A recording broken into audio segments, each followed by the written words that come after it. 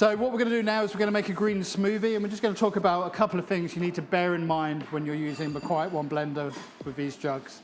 So in the green smoothie here, we've got pineapple, banana, green grapes, spinach, and there's going to be ice.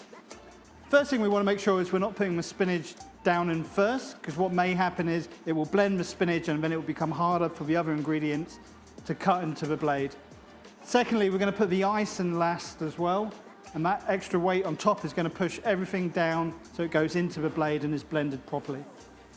We also want to make sure that the lid's on correctly, and also if you've got the bung for the lid, you want to make sure that's in. So what we'll do, we'll add our ice on top, lid goes on, it clicks into place, and then into the blender, and then start the cycle.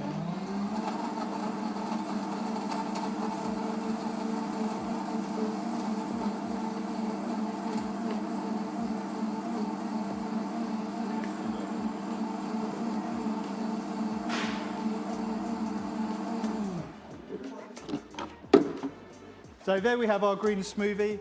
When you come to Jestic for any demonstration, we always like to start the demo by having one of these.